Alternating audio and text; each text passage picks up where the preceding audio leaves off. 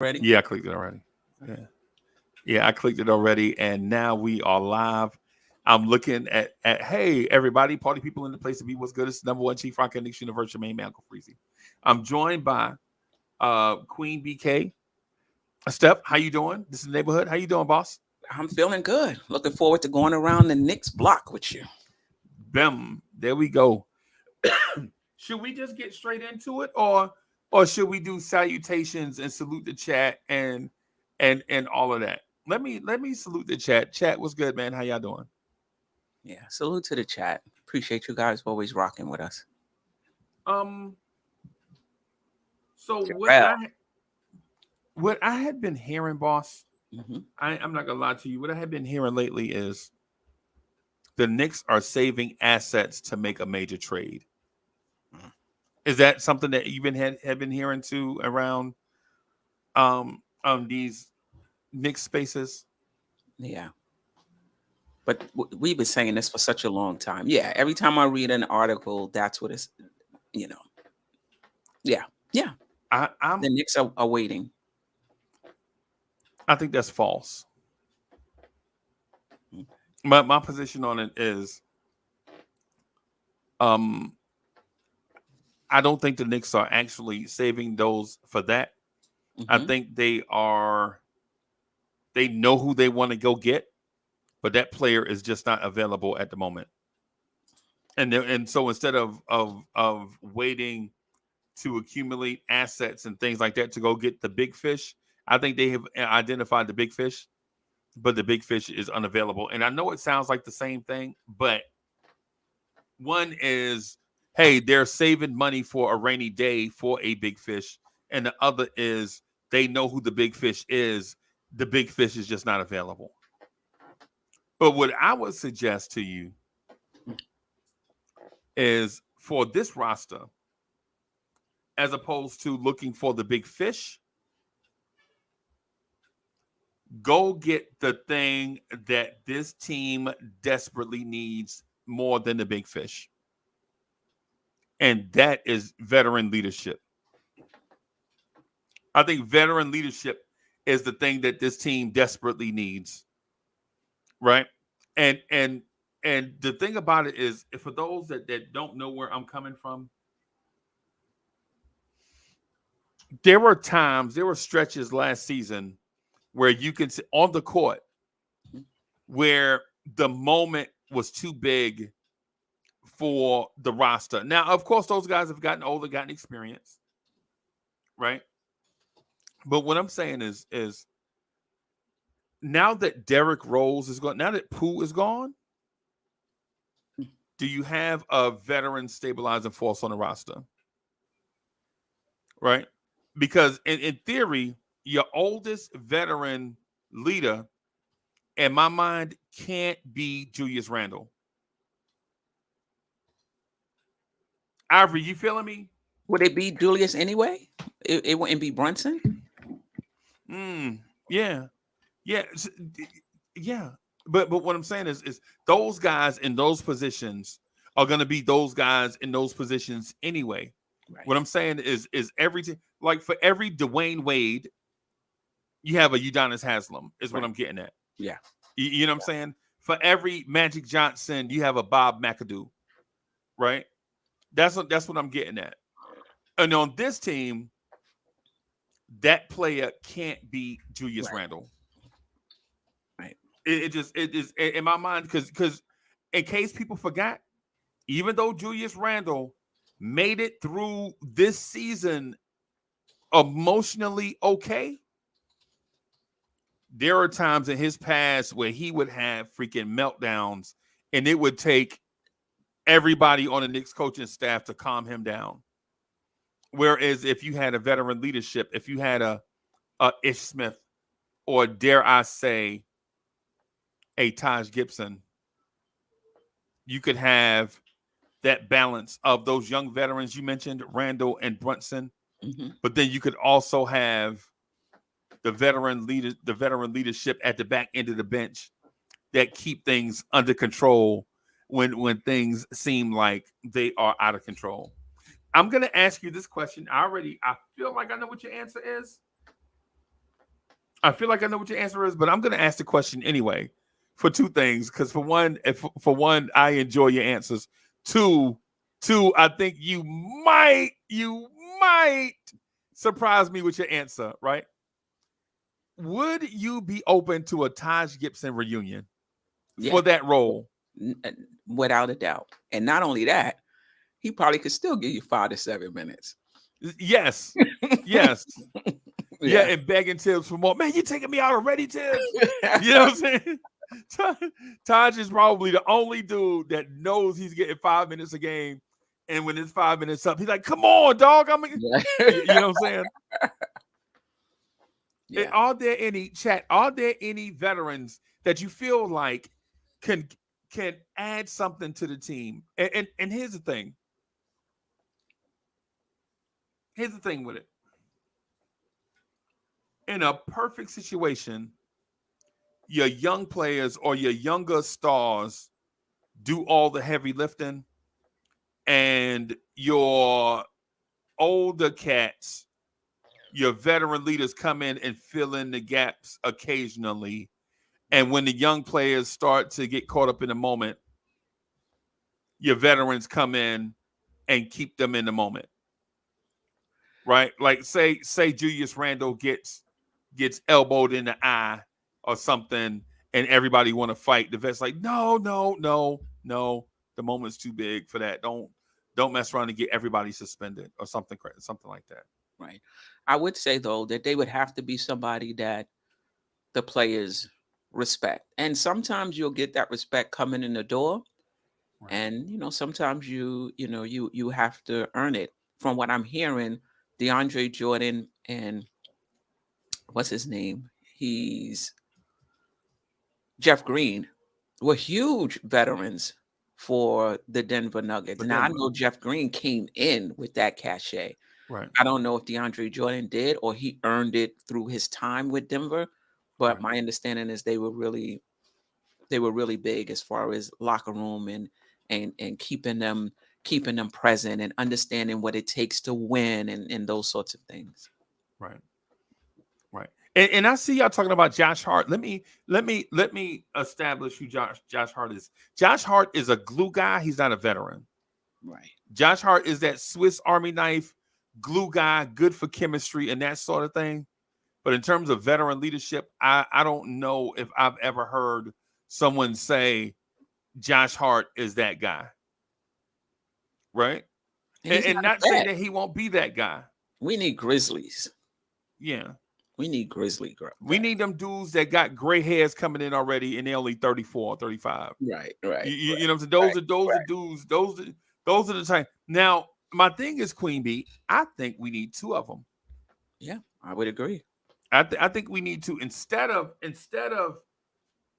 pitter paddling around with back up into the rotation guys that you don't know if they're gonna stay or they're gonna go get Taj Gibson, put him at the end of the bench. We know he's the fourth center and the third power forward, right?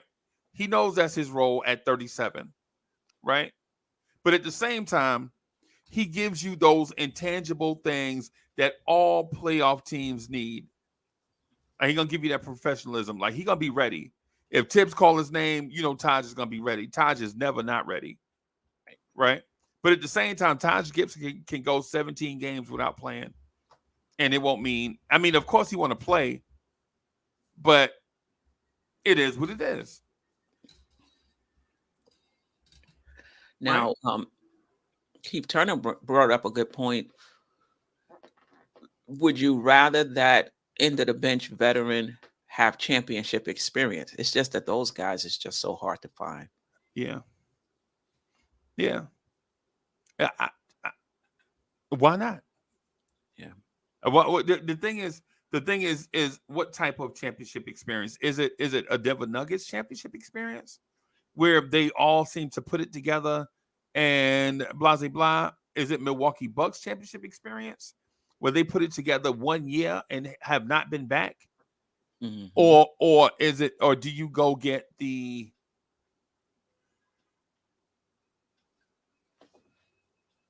Otto Porter type Mm. of guy, right? That's been for multiple runs with different teams, has seen it all, been through it all, still can knock down the three, still can defend situationally. But for the most part, we trying to save him to the playoffs. Is it that type of guy? Right. I would like somebody who, if maybe you can dust them off for a few minutes if you needed to, Right. Um, I wouldn't mind Otto Porter. yeah, I He'd wouldn't be mind, the but backup four off the bench situationally. oh, okay. All You, right. you know what I'm saying? Backup four off the bench situationally. Can defend threes and fours. Kinda. At his advanced age, you don't expect him to make defensive player of the year. Right. Right. But in a Tom Thibodeau defense, he can fit in. But are you looking for guys who would be in a rotation, or are you looking for the? Because I mean, Porter, he might challenge for the few minutes behind behind Julius Randle. Or are you looking for guys who pretty much and they know they're not going to be in the rotation? I would prefer that one. Okay. I would prefer that situation. But I think challenging players in practice for their minutes is a plus.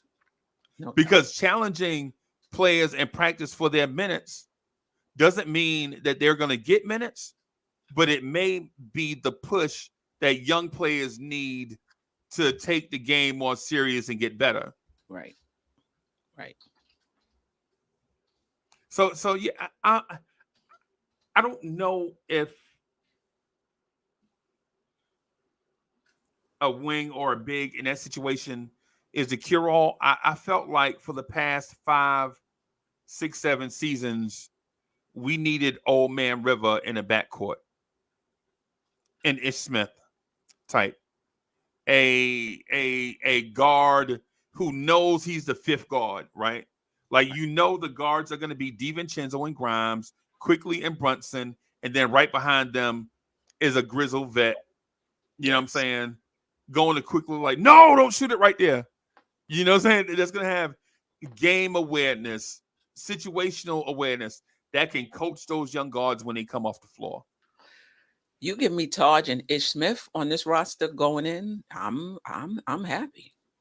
And because again, you're not looking for them to in the rotation. No. Yeah. Situational. Right.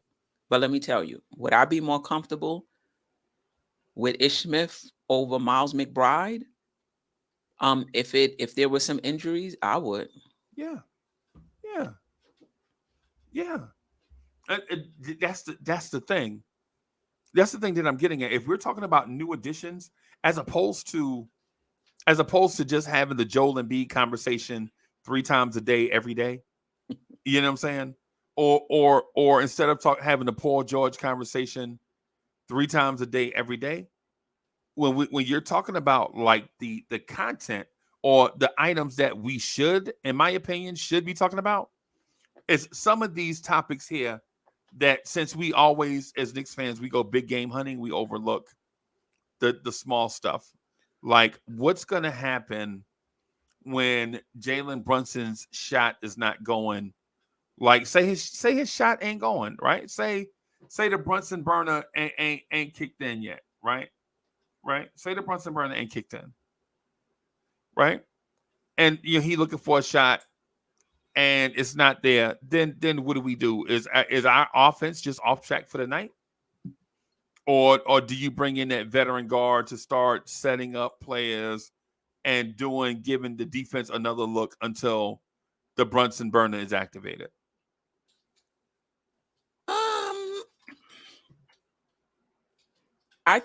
I don't know if that would be a situation in which Tibbs would bring in somebody like Ish Smith. Okay. I think coaches feel comfortable that even if their star player is not shooting well, Right. that they're bringing other things to the court, and they're also confident that the next shot could be the shot that changes everything.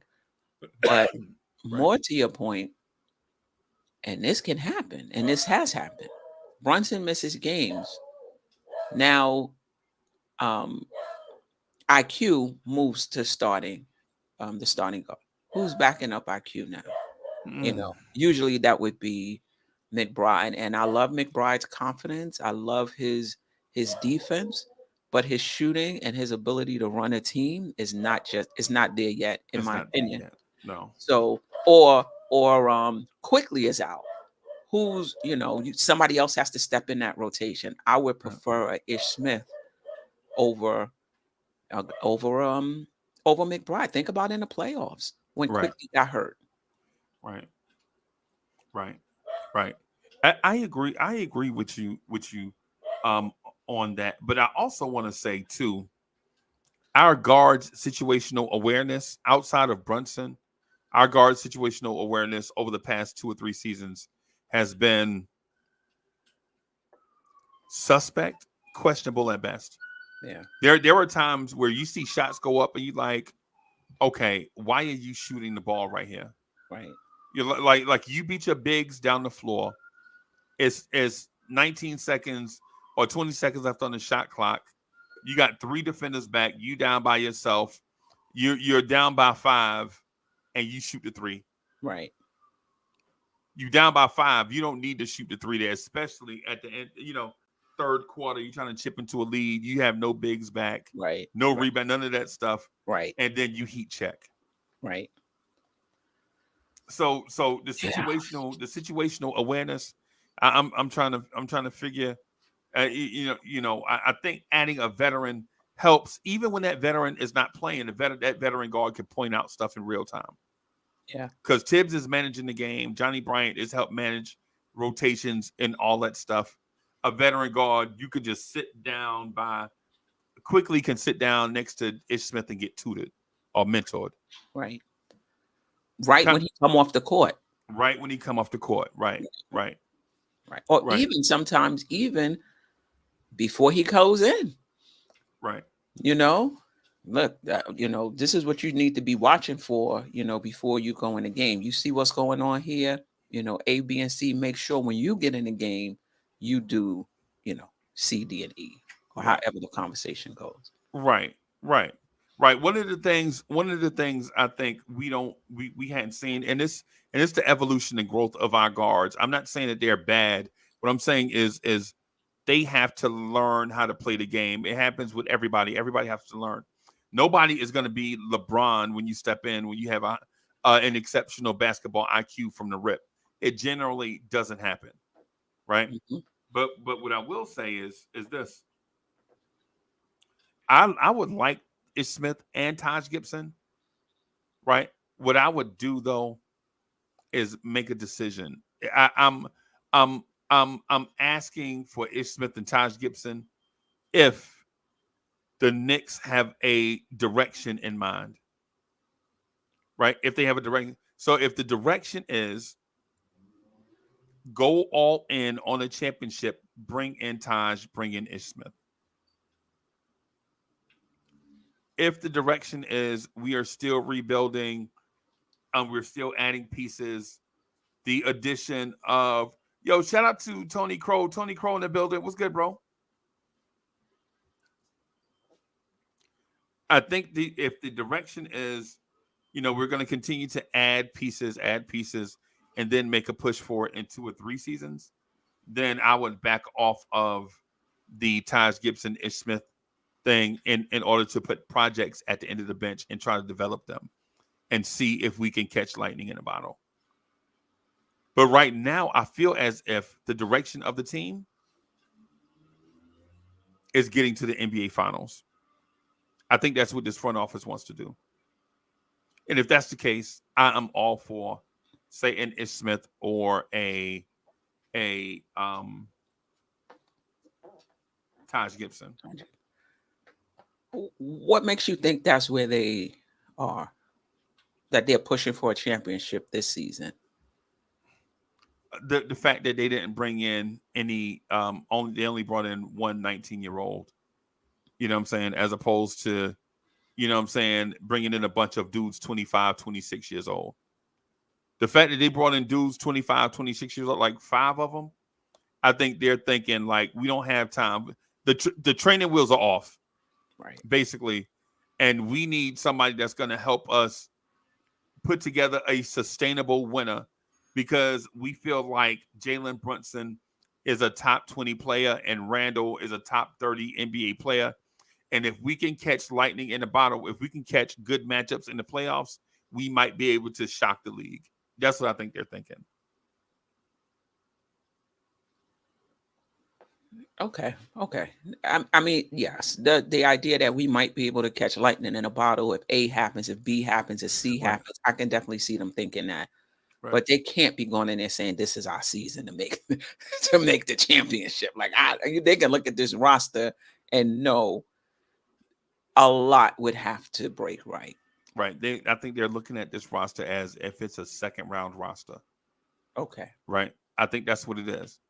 But by bringing in those 25, 26-year-olds, right, instead of bringing in projects, right, they're thinking we can't take any missteps, because if we take this moment for granted, we might be a lottery team, or we might be a first round exit team, and none of us want to take that step backwards. Right. I think they want to build on what happened this spring, and that's why you bring in the Charlie Browns, the Isaiah Robies, the Daquan Jeffries, the Nate Knights, and guys like that. You bring those guys in because they're just young enough to be under Brunson's timeline, but old enough not to go through the everyday pitter patter. You know what I'm saying? They're old enough to be professional. Right. I hear you, but and they can still do that if they really want to turn it up. There's some minimum guys out there that could really help the Knicks in situations. Like one situation that I think is critical when we always talking about the superstars and we're talking about that wing and I'm with that. But one key piece we don't talk about is that third point guard. I think that third point guard is critical. Yep. So is there a third point guard out there that we can get on a minimum? Hey, you know how I feel about that. I feel like we've needed a third point guard for like 4 years. A legit third point guard. I don't know if there is a guy, right, that is gonna come here and accept the role as generally the third point guard is a guy that knows he's a third point guard. Right. Right. A lot of times a dude that's a second point guard doesn't want to be the third point guard. Right. Right. Because I always felt like the best player for this team was Spencer Dinwiddie to play next to Jalen Brunson, a big playmaking guard that at times could take over scoring and facilitation, even while Jalen Brunson is on the floor. Right. The only thing though is when you're talking to Spencer Dinwiddie, he's not trying to come here and be the fifth guard behind DiVincenzo and Quickly. And he shouldn't. Right? He still could play. Yeah. Right. But when you're talking about like finding that guy, like who it's going to be, I'm not for sure. Well, I'm thinking about, and I don't even know if these guys still have anything left. I'm thinking about, because how many minutes we're talking about for that third point guard. So say Quickly was to get injured. I wouldn't expect the third point guard to come in and take all of Quickly's minutes. They would take some of them, and then some of them would be distributed to the other guys in the rotations. Their minutes would be bumped up a little. Or if Brunson is out and Quickly takes Brunson minutes, the same. Right. So we're talking about somebody that can play 12 to 14 minutes a game as a backup. Right. I don't know how much Rondo has left. Does Rondo have 14 minutes in him? Nah, Rondo washed. He done. Yeah. You don't have 14. Okay. I don't know. I think Ish Smith has 14 minutes in him for sure. Yeah. Ricky Rubio? No, he don't. You don't think Ricky Rubio has 14 minutes? I don't know. You think he'll accept the third? You think he'll accept the third point guard? Well, that's a different question. Yeah, you're right. Yeah. The thing is, is when I think of your third point guard situation, and I'm gonna parse participles a little bit just to break certain things down, right? I don't want to get all subatomic and all this stuff, right? But what I want to get to is common everyday stuff, right? We play Brooklyn, Boston back to back. Say we play in Brooklyn Friday night, then we play in Boston Saturday night. I want my third point guard to be able to play 25, 27 minutes on the night of a back to back to spare the point guard, the primary point guard, right? Because in theory, a young point guard should be able to play back to back, but Jalen Brunson left 14 games this season due to injury, right? Now, do you want now? And while that seems like a lot on a certain, he came back in a lot of those games, right? But he left, right? The thing is, with back-to-back games, do you really want to add more wear and tear on Jalen Brunson, or do you want to have Brunson play in that back-to-back, maybe 33, get 33 minutes in that first one, and then maybe 27, 25 minutes in that back-to-back game? Or If he's getting 25, that third string is still not going to get 27 minutes. If he's right. getting 20, I mean, listen, that's a great wish, Freezie. That ain't happening with a Tom Thibodeau coach team. I'm not sure where it would happen where a 26-year-old point guard minutes would be reduced in a back-to-back. I don't think that's going to happen for us. But I hear what you're if saying. Tom In a Thibodeau perfect world, doesn't do that, though, if Tom Thibodeau doesn't do that, now we have to question Tom Thibodeau because NBA stars are sitting out games back to back routinely, right? Just so that they can be ready for the playoffs. but we don't do that, Freezy. I know, As the Knicks don't do that. but the thing And even if they, I'm sorry, if even if they were, they wouldn't start the season like that. so are we Um, not doing that because it's principle, or are we not doing that because we don't have the personnel available, or we don't have the option available to us to do that? I think it's principle. I think the Knicks. That's how the Knicks. That's how the Knicks. The Knicks play. Play back to back. Now, I'm not averse to somewhere during the season Brunson taking a game off or Randall taking a game off, but I mean to make it a point that on right from the jump, the second half of back to backs, Randall, regardless of the situation, is only playing 25 minutes. Regardless of the situation, Brunson is only playing 25, 26 minutes. What I would rather they do is just take a game off Okay, throughout the course of the season, you know, right, with an right, eye toward making sure they're fresh for the playoffs. right. Well, you know what? I know. I heard Tom Thibodeau say it in a press conference. He was like, injuries are a part of the game. They're unpredictable. Regardless how you manage your personnel, whether you give them practice time off or games off, injuries are unpredictable, but it's a part of the game. Right. So I understand where Tom Thibodeau was coming from. But what I would say to Tom Thibodeau was this: the Tom Thibodeau way of doing it has certain true outcomes, right? Certain true outcomes. Here's a true outcome. Tom Thibodeau point guards get worn down over time, and sometimes the damage they get is irreparable. That's a Tom Thibodeau outcome, right? Tom Thibodeau also has a reputation for grinding players in the ground. That's something that if we dispute it, if we try to find the facts and all that stuff for it, maybe we can, but the reputation is such that we have to at least consider that narrative to be true. Right? Where there's smoke, there's fire. So if you're the Knicks performance team, you got to talk to Tibbs like, hey man, listen, you gotta look at doing it the way the rest of the league is doing it, right? Like 20 other teams doing it this way, there has to be something to it.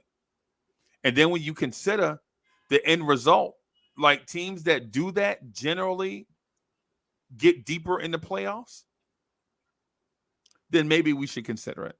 And I know that's asking Tom Thibodeau to have a change of philosophy, and I know that's like spitting in the wind.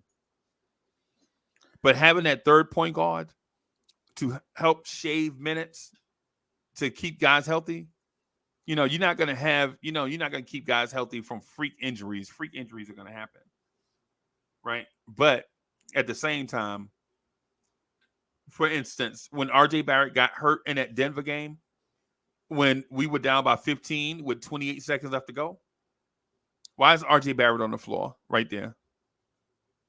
See, we could have avoided that. Yeah, I hear you. I'm not sure how much is going to change, but I definitely hear you. And I would say there's a difference between a narrative and what's true. And I Right. think we would need to go, there would need to be a research study on, do teams who load manage actually get further? Because I think, or are they less injuries on teams that load manage? And I would think for certain players, you have to. Certain players like Anthony Davis, certain players like LeBron, who's almost 40, certain players you just have to load manage given Right. their history and given their age. But just a blanket load management, I mean, maybe. Um, I'm all for, if the Knicks said Brunson is not playing today for load management, I'm cool with it. Randall's Right. not playing today for load management, I'm cool with it. What Right. I'm not cool with is from the jump, Brunson won't be playing back to backs. From the Okay. jump, Brunson will only be playing 22 minutes in back to backs. Like let it, let it play out. Even those who load manage, they still pick the games in which they load manage. Right. Right. Right. Yeah, I'm pointing out the back to back thing because it's not just back to back. It's back to back, and then you have a day off, and then you go into another game a day later. So it's back to back, and then it's like 3 games in 4 days, and then you get like 2 or 3 days off. Then you go into a weekend. You play a Saturday and Sunday, and then it's you know what I'm saying. Listen, I'm not a big fan of load management, quite honestly. I myself, I know people use it. I would want to see the research done on what's the outcome of load management. Is it just the narrative that this is working, or is that actually the case? As somebody said in the chat, how much has it helped the Clippers Hmm. and all of the load management that they're doing? Um, Well, how much is doing it the other way help the Knicks? The Knicks have been fine. So Randall you think Randall twisted his ankle because he played all year?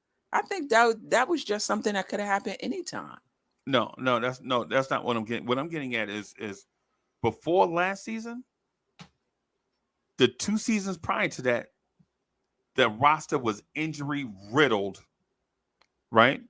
The season before last, when we won 37 games or whatever it was, Kimba, um, Kemba is brittle anyway. I don't know if yeah, he he's a brittle good anyway. center. But an injury is an injury, and it is at point guard too. So you know what I'm saying. So, but Kimba, Rose, remember Rose got hurt in November.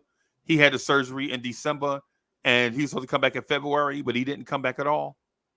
Alec Burks is playing point. It's all these injury things. At one point, Damian Dotson came back and started for us 2 seasons ago. Right. But the point Damian I'm trying Dotson. No, I agree with you. But the point I'm trying to make it and last year we didn't load manage and we did relatively fine. How much were the injuries because of not load managing? And how much of the injuries is just that was just a season in which injuries just happened to happen? Right. I Right. mean, it's hard to say. But again, I'm not if they want to give Randall and Brunson days off during the season, I don't have a problem with that at all. Right. Injuries are going to occur. Are they fatigue injuries though? See, the separation I'm talking about is freak injuries and fatigue injuries, right? The Sometimes J it's hard to tell the difference. sometimes it's very hard. I was just going to say that. You read Okay, my well, we mind. on the same Yeah. page. So yeah, because for instance, the Jalen Brunson injury in Chicago where he bruised his wrist and his hip and his back. Excuse me, and he walked off the floor like an old man. Remember, he was Like, oh, can't walk. I think that was a fatigue injury. He was already exhausted, tired, and what led to that injury is fatigue, right? In my opinion, and instead of him sitting out due to fatigue and an injury, he missed like 2 games. Came back with the black thing around his hand. Remember the I forget what you call it, the black wrap. I don't want to call it a brace, whatever it was. Mm-hmm. He comes back with that on his hand, and you can still see clearly he was hobbled, playing through some stuff. Right. My thing is instead of coming back, playing like a wounded warrior, sit out, get completely healthy, and come back. And if you have a second and third point guard, I think you can at least consider the possibility. Yeah, yeah, um, yeah. I hear you. I don't have an issue with that. I would just say keep in mind the context when you're fighting for playoff positioning. When you have a pretty competitive guy, um, there's context. There's context to it. But yeah, I mean, I don't have a problem if that's what the Knicks, decide to do. Okay. Okay. So here's my other question. I've been wanting to ask you this for a couple of weeks, and the conversations had not been lending itself to this question. So I'm going to absolutely put you on the spot.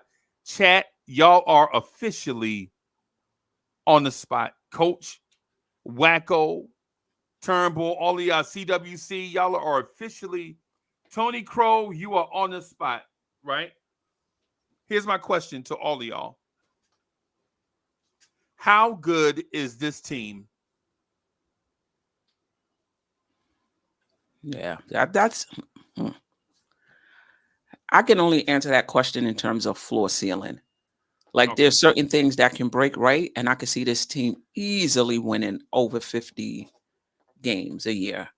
And there's certain things if it don't go right, I could see this team finishing 6 or 7. And part of that 6 or 7 is that the bottom teams have gotten better. So it may not be as many easy wins as we got last season. But Okay. I still see us finishing in the top 6. I still see us finishing between 40. We want what, 47 games, 47 and 50. As far as how far we can go in the playoffs, Eastern Conference Finals is not, is not a reach. Is not a reach. Matchups matter though, but Eastern Okay. Conference Finals it wouldn't be a reach. I wouldn't be shocked if this team got past the second round. Oh, Eastern Conference Finals. It's within reach. Yeah, Why is it in reach? Why is it within reach? because when you look at the teams right now, and I think we've had this conversation before. I believe Milwaukee, and I know you disagree with that. I believe Milwaukee and Boston are, have better rosters than the Knicks and will probably be a better team than the Knicks. After that, Philly, particularly if Harden is traded, if Harden is still there, maybe I would still put Philly above the Knicks. Right. That's probably about it. Okay. That's probably about it. Now, this is another thing I'm hoping, and this changes everything. And I don't think we talk about this enough. We talk about getting Giannis, we talk about getting Embiid, we talk about. Let me tell you, this will probably happen before we trade. Like I would put my money on this before I put my money on the Knicks trading for a superstar. I think this can happen first. Regular season Randall becomes playoff Randall. People don't talk about that enough. If regular season Randall becomes playoff Randall, this we're having an entirely different conversation about the ceiling of this Knicks team. He said that in a way that I'm lost. Are you saying that playoff Randall becomes regular season pre-All-Star Randall? No. The Or the Randall that the Randall that we see in the regular season,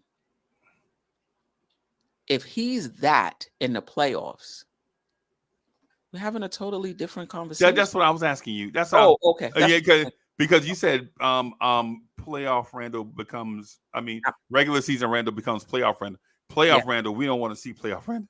No, We don't what I'm want to see. saying, the regular season Randall becomes playoff Randall, meaning that the person we see in the regular season The becomes player in the player in the that we playoffs, see in the playoffs.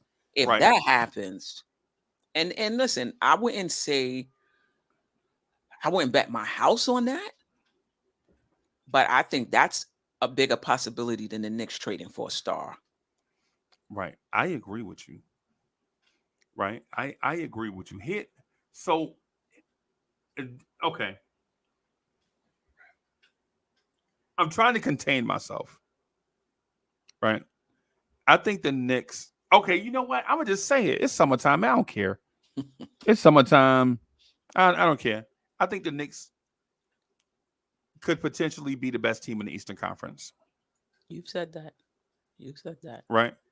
I think the Knicks could potentially be the best team in the Eastern Conference. I think our only opponent, I think the only team that could get in our way is Cleveland. Cleveland Yep. over Yep. Boston. Yeah, Boston ain't. Wow. Yeah, Boston ain't going. I think they're gonna take a significant step. But I think they undervalue what a defensive minded point guard brings to a team. So, but my thing is, and I'll explain why I think the Knicks are gonna be that or can be that.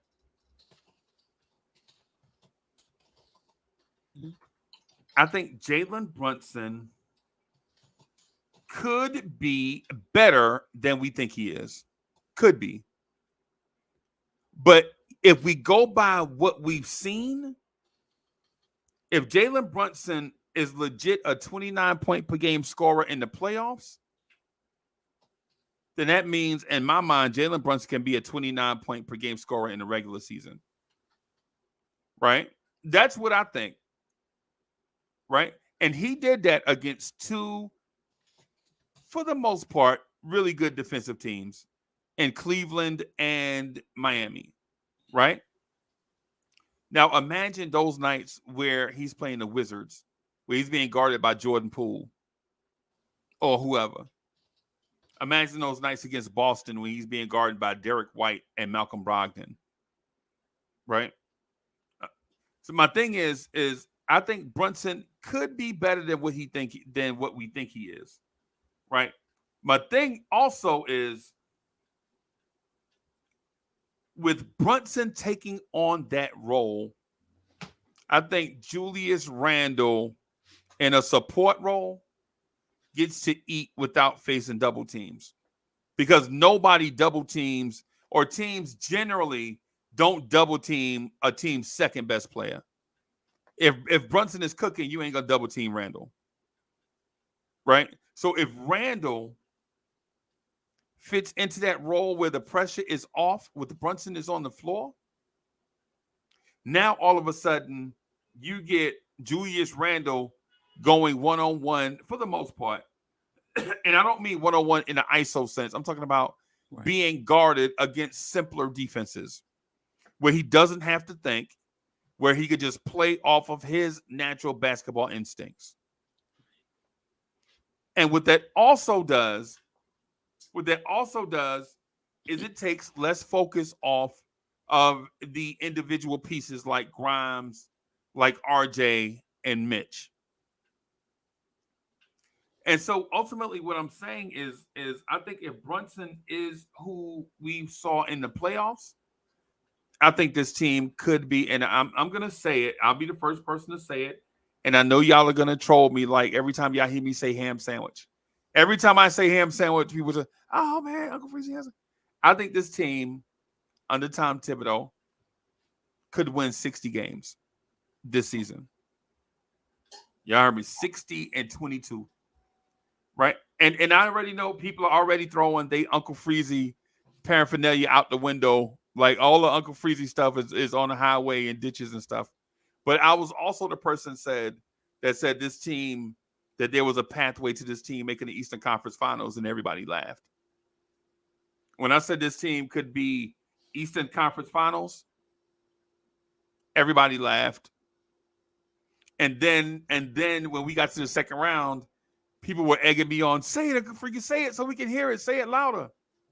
So what I'm saying right now is with the ascension of Jalen Brunson, with Jalen Brunson taking on more of the primary load from Randall, where Randall can be a piece and not being the piece, I think Randall is better, gets better,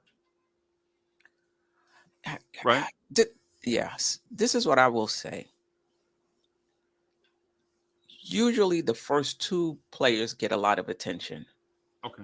Like, I think it's going to be hard for Brunson to garner so much attention that they just leave Randall alone. Okay. I think you can have two players that garner a lot of attention, and that third player pretty much get left alone. But you know, but I hear you. The other thing I'll say is you can level up your game as much as you want. The players around you have something to do with it as well. Right. Because if those players are a little better, it's only but so much attention they can give to you. Right. Right. You know, so Brunson can be, on his game, ready, ready to take it up. Remember, the NBA, the regular season is not a 7-game series. Right. It's 82 games. Yep. So he is going to need some guys to step up around him. But I just want to say something real quick to your other point, going back to load management. You know, how much of Brunson's nicks and bruises and fatigue was also due to the fact that he didn't really quite understood what it took in terms of physical conditioning to be that number one guy game in and game out. And he'll be a bit more prepared this upcoming season. Not that he shouldn't take games off, but he'll be a bit more prepared. I think a lot goes into that. But if that's the case that you're making, then that puts more energy in the case that I made about Jalen Brunson being that guy 29 points a game.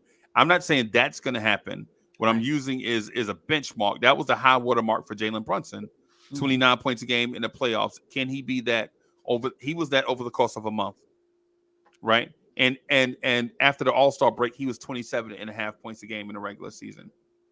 So what I'm saying is he is trending in that direction. So if, like what you said, he's putting in, does he understand what it takes now to be the guy? And if he does, is it out of the realm of possibility for Jalen Brunson to be a 28, 29 point per game scorer? I mean, I don't think so. There was 6 people in the NBA that's averaged 30 points a game this season. 6. Right? What I'm saying is if Brunson ascends, I think basically a rising tide raises all boats is what I'm getting at. Right. That's what I'm getting at. Like so if the attention is on Randall and Brunson now, that means less attention on Grimes, RJ, Mitch, and everybody else. So they can get better. So this team can ascend, get better. You know what I'm saying? Over natural progression. It's not like everybody, and I'm just saying this in general. It's not like everybody on the team is 30. Like these guys, all these players are improving. Even Randall, if Randall comes back improved every year, even though I hate saying that about Randall. I hate saying that about a dude that's been in the league almost 10 years. But the thing about it is he does. It defies. I don't want to say Randall is a developing player, but Randall is a developing player. Brunson, I think Brunson will come back better. And on top of all of that, the team won 47 games. We probably should have won 53 games. When you go back and look at the Nick Batum buzzer beater against the Clippers, the DeMar DeRozan, the weirdo officiating call, the Giannis complaining to the refs game, all those things. If those games are even and not tilted, I think the Knicks win. Right? So to say a team like the Knicks that, let's say, I'll meet you halfway. Let's say we could have won 49 or 50 games. So if we won 49 or 50 games last year, and with organic improvement from players and an improved Jalen Brunson coming back, you know what I'm saying? Now he knows what it takes, plus chemistry. This will be the first time. This will be the first time in 1,000 years that the Knicks have started the same backcourt on opening day. The little things mean a lot. It'll be the same starting five: Grimes, Brunson, RJ, Randall, Mitch. I think there's something to be said. There's something to be said about chemistry and synergy and developing. So it's 60 games. So the Knicks going 60-22. Does that sound like a reach in August? Absolutely. I was about Absolutely. to, yes. Yes. Absolutely. But if you're looking at it from a Knicks fan perspective, where you're finally getting the Frank Ntilikina residue off your shoes, you finally getting the Kevin Knox residue off your shoes, and you're looking at the landscape of the NBA, of course, even 50 games seems uncomfortable. But when I look back at how we there was a game we lost to Boston where Boston hit 28 three-pointers. Right. Right? Games like that don't exist. Boston hit 28 threes on us on a Saturday night. Games like that just don't happen. Right? So what I'm saying is ultimately, I think the Knicks are going to be a lot better. And this is just my opinion. I think the Knicks are going to be a lot better than what we all think. Yeah. And I mean a lot better. A lot better. Yeah. Perhaps. Yeah. I mean, I'm not going to push back on that, but plus 13, Yes, plus 13 absolutely. with you could bring a superstar in and not be plus 13. Right. Um, yeah, that I can't get with. But can the Knicks win 50 games? Yes, I think the Knicks can definitely win 50 games. But Right. what would need to happen for the Knicks to go 60-22? A lot of things would have to um, go right. Right. A lot would have to go right for that. And it would have to happen out of the gate. And I will say, for every game that the Knicks lost at the buzzer, we had some that we won that way too. We had some that we escaped. Right. So Right. it may have evened out some. I But must we'll say, see. I think we'll be better. 50 wins. I think somebody said it might have been Stafford. Shout out to Stafford, that coming in out of all the teams, we have the most continuity, the most players who have played together. In the prior season. So I think we have that going for us. We got Josh Hart from the beginning of the season, as opposed to yep. him coming over at the trade deadline. This is Hartenstein's second year. I think Brunson clearly has a sense of what it's going to take. I think Quickly is embarrassed by his playoff performance. I expect Right. Quick to be on fire soon as the season starts. I'm hopeful that the the passing, playmaking, high IQ Barrett that we saw in the playoffs, that's the Barrett we're going to get from the beginning, of the season, and if that's the case, I agree. There's definitely some more games to be won. I will say though, I don't think we're going to go 0-5 against Detroit. No. Or these other teams that we was beating up on. So, Right. you know, I'm gonna just assume the norms, right? The RJ thing, I know RJ is gonna be slow out the box. I ain't even counting on that, wow. right? I think that's why you have a Dante DiVincenzo and Josh Hart here at the beginning of the season. RJ is gonna So be that he slow has out the box. options. Yes. Yeah, yeah. He gonna the thing about the sneaky addition of Nate Knight. It's a very sneaky under the radar addition, because we know Mitchell Robinson is also or notoriously slow starter, whether it's conditioning, rehabbing from injury, whatever it is, he generally needs about 7 or 8 games to get into his bag, right? Another thing that we don't mention, Isaiah Hartenstein started off the season Yeah. with a hurt Achilles last year. And we started seeing the best of Hartenstein about the end of January, February on. So if we get a healthy Hartenstein out the gate, now you're looking as if the Knicks get off to a hot start. Hey, listen, I'm gonna just say this to the chat. Chat, I only have about 20 seats on this 60 game bandwagon. So get your seats early.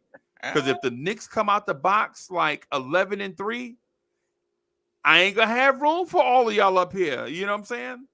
If the Knicks start out this season 11-3, 12-4, you know what I'm saying? Don't let the Knicks start the season off 8-2. The Knicks mess around and go 8-2 in the first 10 games. Y'all just gonna have to follow behind the bandwagon because it ain't enough room up here. You know what I'm saying? Because I'm thinking if there's any coach in the league, if there's any coach in the league that can squeeze 60 wins out of an above average roster, it's Tom Thibodeau. Now, notice I didn't say Tom Thibodeau was going to win the NBA championship. And notice I also didn't say that this team would dominate the NBA and win a title, all of that stuff. What I'm saying is I think this team can be, for the regular season, one of the best teams, maybe one of the best 2 teams in the Eastern Conference in the regular season, right? The playoffs get here. We all know we know Spoelstra's an excellent coach. We know that Boston is going to do their thing. We know that certain coaches excel in the postseason, and respect to them for that. But in the postseason, but in the regular season, I could see this team winning 60 games. I could see 60 games being within reach when April gets here. I hope you're right. Yeah. I hope you're right. I mean, but I don't know how that helps us. I mean, I guess we'll get home court advantage. Home court advantage for one. In that Yeah. playoff. So, that Better helps. seeding. We'll play a worse playoff team for 2. Yeah, that's true. That's true. So or at least in theory, that's what you think.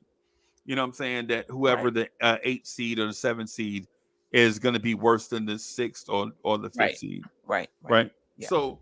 So yeah, I think the Brunson thing that you mentioned, the Randall thing that you mentioned, that could be a possibility, right? The depth on the roster is a possibility. Mm-hmm. The chemistry and the continuity is a factor. When you factor in all these things, I think 60 games is not a stretch. I'm going for 50, but if we get 60, I'm good.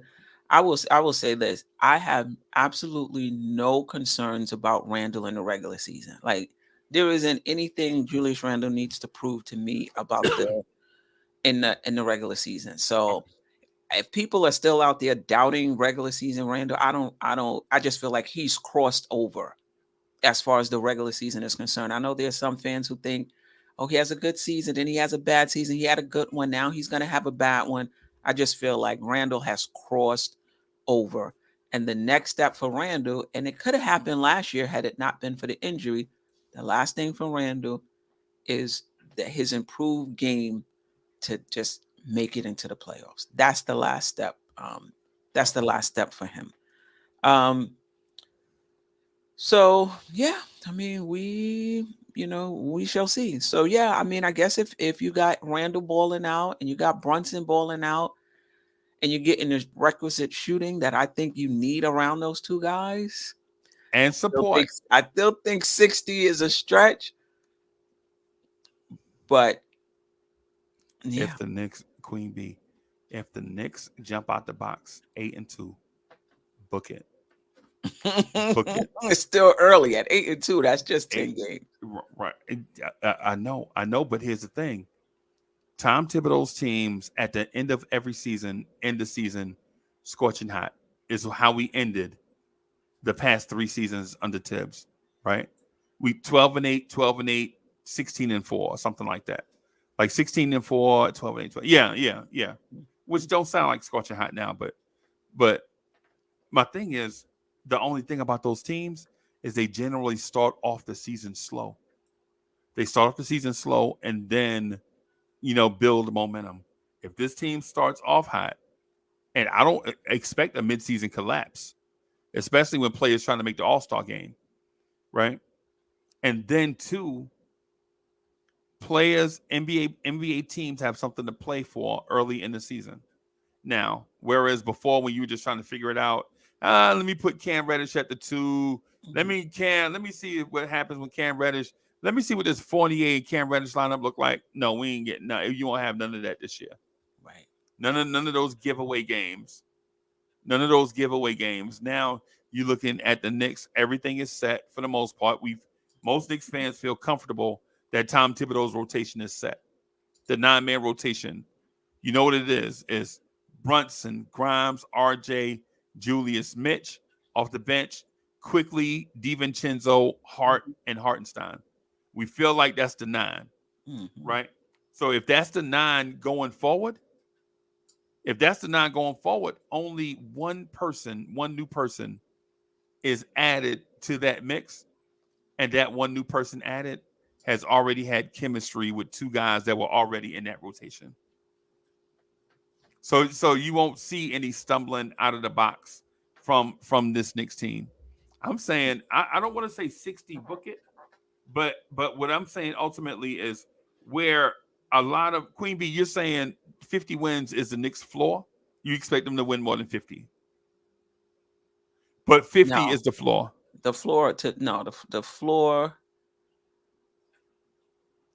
floor is 48. Okay. And I would say between 48 and 53 games. So 48 48 is the floor and 53 is the tops. Yeah. All right. So I'm saying 50 wins is the floor unless it's catastrophic injury all over the roster. I'm saying 50 is the floor. And I'm saying about 55 wins, but I could see a world where this team wins 60.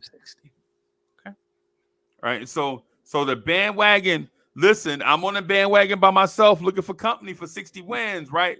So all I'm saying, if the Knicks break out of the box 11-3, don't be asking me how much the bandwagon tickets cost. You know what I'm saying? Don't be trying to hit me up later on. I'm just saying. I'm just saying this team is a lot better than what we anticipate. And here's the other thing too, Queen Bee, that I wanted to mention. I wanted to point out how good the Knicks looked in the first round of the playoffs versus the Cleveland Cavaliers. With all the injuries, with everybody hurt, seemed like.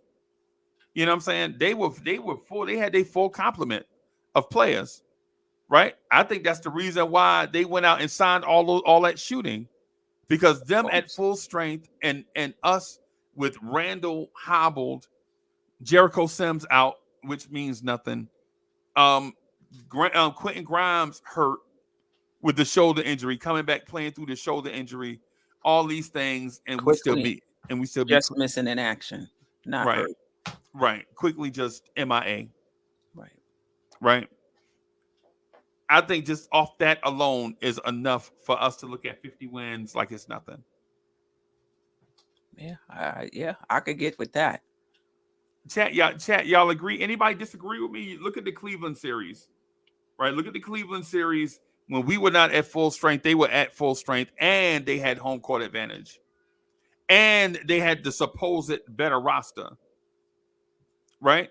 And we went in with a lesser roster and injured, right? And thoroughly washed them up. We embarrassed them, right? Yeah. There are Cleveland fans right now when they do their Cleveland YouTube shows, when they do the Cavalier at Night podcast, they talking trash about us. You know what I'm saying? So it's one of them things like if you take all these things that we discuss, the Brunson improvement, the Brunson becoming an alpha thing, right? The Randall accepting a different role, right? The roster coming back together, the playoff experience, Mhm. the young kids getting better incrementally. I don't want to even talk about their development because right now they're role players. None of these. It's not like any of these dudes are Giannis's that we waiting on. Like Grimes is not gonna be Giannis. We know that, but he's gonna be a good player, right? So I'm not dependent on that. What I'm saying is if he just gets better incrementally, RJ gets better incrementally, quickly gets better incrementally, right? Then I can see this team winning 60 games, and I can see that bandwagon, you know what I'm saying, be full and people chasing behind it. For Saying the that, Knicks to win 60 games, basically they're a championship team. 60 when did how many times did Golden State win 60 games? Like if you're talking about 60 games, you basically talking about you're a championship team. nah, I'm not. At 60, how so the Knicks they're good enough to win 60 teams, but they're not 60 games, but they're not a championship team? Right. I have a How? question. The ultimately I think it all boils down to the coach. This coach won 60 games in a regular season before and didn't win a championship.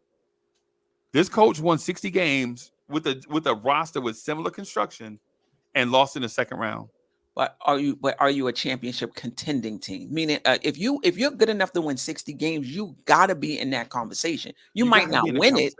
Right. but if you're good enough to win 60 games, you gotta be in the championship contending You should conversation. be. You should be. Right. You should be because most teams that win 60 games have some elite thing or player that the rest of the league can't stop.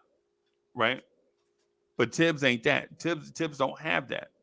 Like Tom Thibodeau is just gonna coach every game like it's game seven. Every game against every team is gonna be game seven in his mind. And that's how this team can get to 60.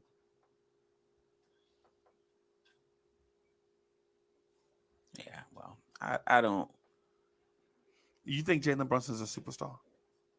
no. There's only a handful of superstars in the league.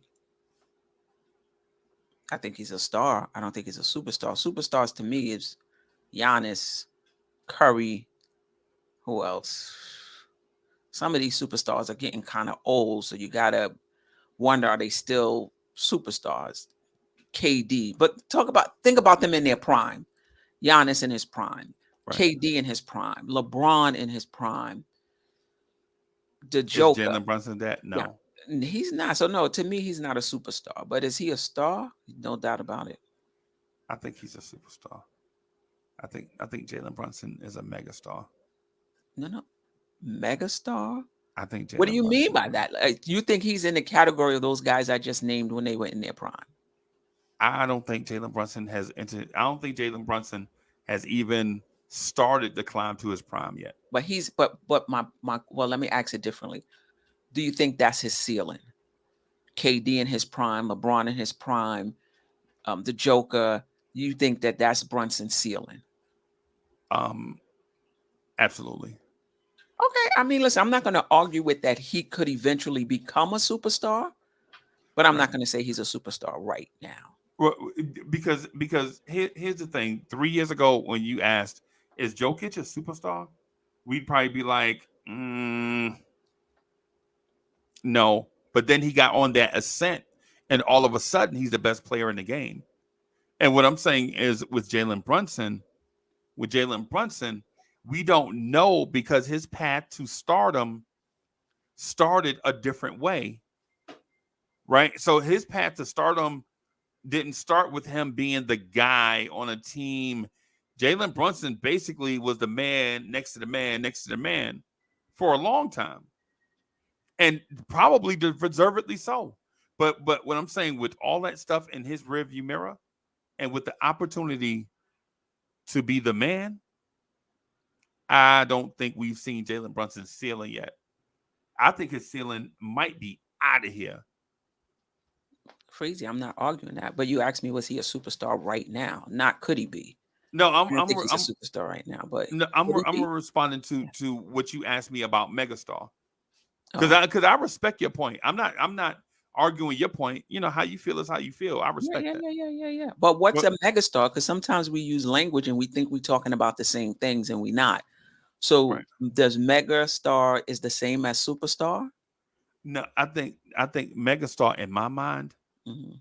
is superstar, but doing it in New York City.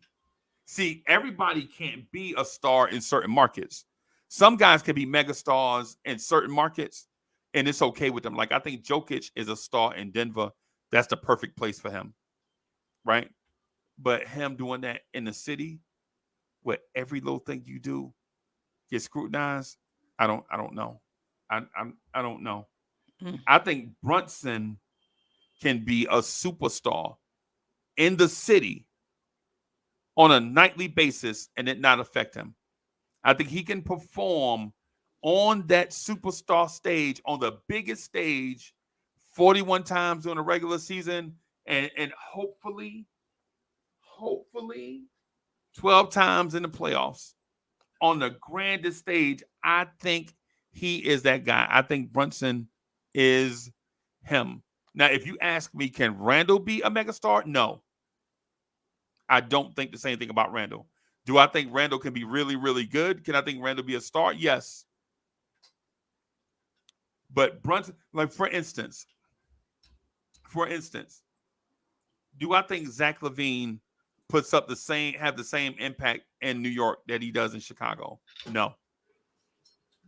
Do I think Bradley Beal have the same impact in New York City that he did in Washington, D.C.? No.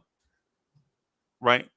Jalen Brunson has proved to us that when put in that opportunity, he doesn't fold from that situation. He's a superstar and can reach a higher level when someone is needed to. He reaches that higher level when you need your superstar to reach that higher level. That's what I think Brunson is. Yeah, I hear you. I just don't see how you see him as a superstar right now. But what I'll say about the Joker is, I think the Joker would be a superstar in New York too, because he ain't even into all of that. When they was doing the NBA celebration, he was like he ready to go home. I So he's not know. somebody that's gonna take things to heart. So I think he would be See, fine but there is in no New going York. home in New York. When you in New York, you always under the microscope. That's not what I'm saying. What I'm saying is he doesn't put a lot into what people say or don't say about him. Right. He wasn't getting a lot of respect up until that championship. Even, getting the MVPs, he still had detractors, you know? So, yeah. Anyway, but I, Yeah, I hear what you're saying and getting everybody it. can't do it in the city though. I mean, that's what you're saying. I'm just making the point that I think he would be able to because he's just not somebody that takes the criticism to heart. I've seen, Um, but we've seen superstars look at the pressure cooker that is New York and like no and said no, I'll pass. okay, I hear you. That's I why, hear for you. that reason, I think Brunson is a megastar. And listen, He if got to y'all be a want to get on that superstar bandwagon first. with me too, He got to if be a y'all superstar first, Freezie. is he not? No, he's not on the level of prime. Now, again, Freezy, we got to make the distinction. Is he there now or will he get there? That's two different things. Right now, Jalen Brunson is not a superstar like prime time Giannis, prime year LeBron, prime year KD. I just don't see that right now. So you're saying the generational talents. I got you. I got I you. just don't. I don't see that right now. Can he Those be dudes are. that? I'm not arguing with that. What did he look like the last time you saw him? In that Miami series, he did that. But when you look at, hold on, Freezy, when you look at these generational talents, they're not playing on that level for a series. They live there. Right. And so that's what we're going to get an opportunity to see from Jalen Brunson going forward. Not just that, there's some players who are able to take their game up a notch in these high leverage games and high leverage situations, and Brunson seems like he's one of those guys, but there's other guys who live on that level and take it up even another notch in the playoffs. We shall see. I'm here to say I think that's not right. Because Okay. I saw Giannis's first 4 years in the league, and he wasn't living there But in he his wasn't first a 4 years. superstar then. You got Right. to grow into it. That's what I'm getting at. That's what I'm getting at. What I'm getting at is Giannis's first 4 years in the league, he wasn't necessarily living there. He was okay, right? But in his fifth season, like Brunson, he took that step, right? And so what I'm saying is Brunson is taking that step. And the last time we saw Jalen Brunson, he looked the part. And in my mind, he looked the part of a superstar. We shall see. All And right, man. I'm not taking anything away from him. But you got to do it for more than a series. So we shall see. I'm only offering discounts to the bandwagon to I am Jarrell. I am Jarrell. I am Jarrell. You better get on this Jalen Brunson bandwagon now, bro, because you already know how it is when the bandwagon start getting full. Cats gonna act like they belong there. But listen, I'm not saying that he won't become a superstar. I'm not saying like when I look at a Grimes or I look at RJ, I look at pretty much anybody else on this team. Will do you think they will ever be a superstar? No. Okay. But I'm not arguing that with Brunson. I'm not arguing that at all. I'm just saying right now, right today, I don't think I would put him up there with those cats today. But check back, next off season. No, I can't see the thing about the bandwagon is it fill up fast. You know what I'm saying? It fill up fast. And people gonna be telling me, you didn't say 60 wins, Uncle Freezie. I said that first. Okay, all right. I'll give okay. Nah. Not you. I'm talking about in general. There's somebody in the chat will be saying that. I said 60 wins first. And then they can be like, I said Jalen Brunson megastar first. Okay. All right, Queen B, that's all I got, man. I got some meetings lined up. I got like Same here. 2:00, 3:45, and I don't think I'm gonna do one at 5, man. I just can't. Yeah. Chat, how do y'all like this bandwagon thing? Y'all better get on board right now with this 60 win. I think Tibbs is the guy that can get juice from the squeeze, right? But what I will say is I don't know how that translates to the playoffs. I think we'll see. We'll have to see about that. Queen B, y'all rocking tonight? 9:00. We're gonna start off with Josh Hart. Is he worth the money? And the proposed extension that he's getting, and we'll have some other stuff as well. Was Josh Hart like 4 years, 110? Is that 4 what you were years, saying? 75. He ain't taking that. 4 years, 75. Josh Hart ain't taking that. And he ain't gonna accept his team option to come back to me. If Josh Hart do that, While he's making 12.9, that works out to what, 17 and a half, 18 and a half? I mean, come on. What does he want? Right. But he could have been getting that this year if he'd have declined his option. So he getting cut $5 million just off that. And he did the Knicks a favor. He could have just terminated his team option and tested free agency. But he looked out for the Knicks. So I think the Knicks are gonna look out for him. You don't think 18 and a half is not looking? What you think? Josh Hart is 20, 22? Come on. And I love Josh Hart. Queen B, listen, I know you wouldn't know anything about New York, right? But the cost of living in New York is ridiculous. A pizza pie is $29, $30. A pack of cigarettes in the city is $17, $18. I know. Right? I live So to assume that the generic AAV across the nation is the same, nah. 13 and 18, that seems like it. But in New York, will they have a jock tax? Yeah, it ain't the same. Josh Hart, Josh Hart gonna get every bit of. We shall see if he turns that down. Yeah, and plays out his option and goes into free agency. We'll see. Yeah, I think the Knicks are gonna. Well, how. So he has to get it done by when? The 8th? When's the 8th? I'm not sure when he has to get it done. Okay, I have to. I heard somebody say that he's got like it's like early August or something before he has to get something done. I can't remember what the date is. Maybe I'll research it. Who else is gonna be on the show tonight? Um, the usuals: Jarrell, Staffer, Jeff Clafter, Jay Boogie. Delusional is on vacation, so he won't be on tonight. Okay. So yeah, whoever else wanna jump What on? about Ajay?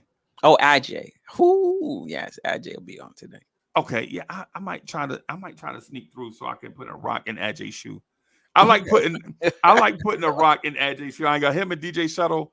I like putting a rock in their shoe, you know what I'm saying? Just to for S and G's. But Right. hey, but y'all make sure y'all check that out tonight. Queen Bee, I'm gonna have a fire conversation. Make sure Yes. you check out the Queen Bee podcast. Make sure you Yes. ensure that you subscribe to the Queen Bee's newsletter. I saw it. It's fascinating, right? It's fascinating. I didn't expect that. So Yeah. A yeah, I little thought it bit of was just gonna be. sport, a little bit of life. Yeah. I thought it was just gonna be all jock talk. I thought it was just gonna be like just locker room talk, and it wound up being like the perfect blend of sports and lifestyle. Right. So y'all make sure y'all check that out. Queen Bee, you gonna put the link in the chat tonight to your Yeah, I'm gonna newsletter? put the link in the chat tonight, and we're continuing with the I Cram to Understand You series across my different platforms. So we got the audio podcast. We're doing RJ Barrett. I got AJ for RJ Barrett. I'm looking for, excuse me, against, and by against might be a little strong, but not too much of a fan against RJ Barrett. I'm looking for a fan of RJ Barrett to do the next podcast, but it has to be somebody that can articulate something more than he's only 23 years old. He's going to get better. Like, I need you to be able to articulate more than that. Then the newsletter, you'll get my take on RJ, my RJ Barrett. And for RJ, I got so much to say. The newsletter might not be enough. I might have to put out a video. Ooh. I might have to put out a video for RJ in the I Cram to Understand You series. And then next Tuesday is the chat show. And that's where that's the call-in show. That's where you get an opportunity to hop on the panel, call in, and give your opinion Yeah, I got a on telephone, or you RJ gonna put the Barrett. link in the chat? Yeah, we have a telephone. So during the show, it's actually on the screen. Okay. Yeah, so the Okay. call-in show is Tuesday. RJ Barrett's call-in show. Yeah, make sure y'all call in, because I might call in like under an alias. We gotta know your voice. You better Hey, you know change your what? voice. This is Shatas from New Rochelle. Thank you for calling Shatas from New Rochelle. How can I help? All right, y'all. Thank y'all for watching. Make sure you catch all the Queen Bee stuff. Knicks at Night podcast soon come. Knicks Morning Drive in the AM. We'll holler at y'all later. Peace. Peace.